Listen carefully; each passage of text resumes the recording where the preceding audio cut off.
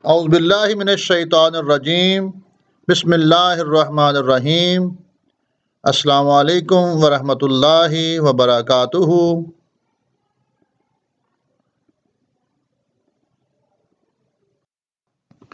Dear students, today our lesson is A level Islamic Studies paper 2, the role of religious leaders, Imam Ghazali's perspective on Sufism, part 2. Rules and principles of Sufism. Imam Ghazali established a Sunni traditional Sufism on a set of rules and principles that are based on the teachings of Islam. These rules and principles are as follows. Number 1. Sincere intention. The intention behind all action should be for the sake of Allah.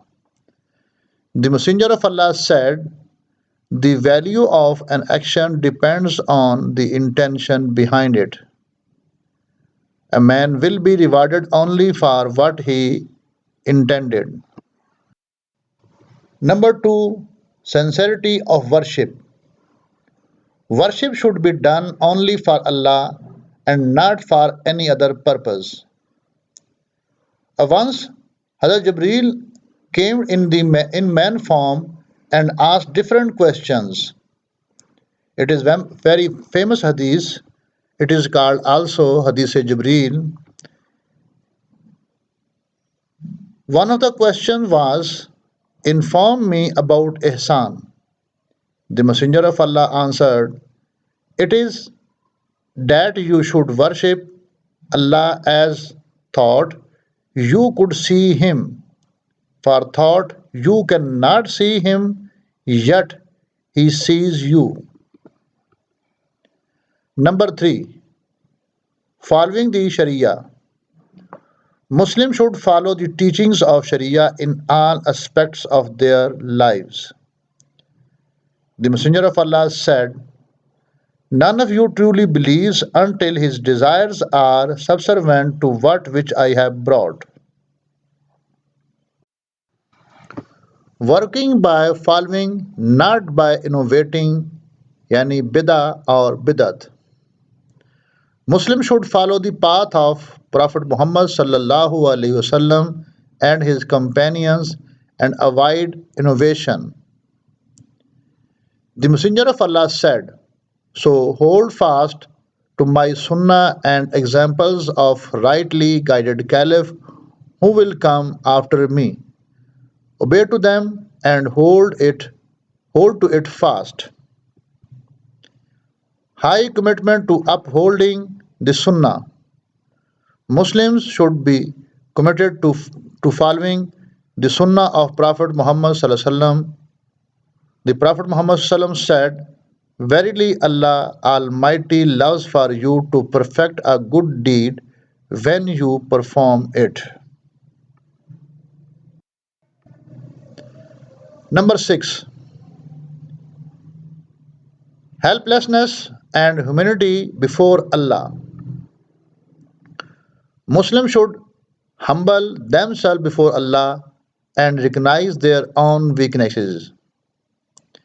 The Messenger of Allah sallallahu alaihi wasallam said, Allah has revealed to me that you should humble yourself to one another. One should neither hold himself above another nor transgress against another. Number 7. Combining fear and hope of Allah. It means on the one side, the Muslim should be fear Allah, and on the other side, he should be hopeful from Allah. Muslims should have both fear and hope of Allah. This is because the Prophet ﷺ said, observe moderation in doing deed. And if you fail to observe it perfectly, try to do as much as you can do to live up to to this ideal of moderation and be happy, for none would be able to get into paradise because of his deeds alone. The companion of Holy Prophet said, Allah's Messenger, not even you. Thereupon he said, even I, but that Allah wrap me in his mercy and bear his in his mind that the deed loved most by Allah is the one which is done constantly even though it is small. Number 8. Persistent zikr. Muslims should constantly remember Allah because the Prophet ﷺ said, the example of the one who celebrates the praises of his Lord in comparison to the one who does not celebrate the praises of his Lord is that of a living creature compared to a dead one. Number 9. Constancy in obeying Allah. Muslims should be mindful of Allah at all time, both in public and in private. The Messenger of Allah said, fear Allah wherever you are. Do good deed after doing bad one. The former will wipe out the latter and behave decently towards people. Number 10. Pursuing Allah's command and abstaining from His prohibitions.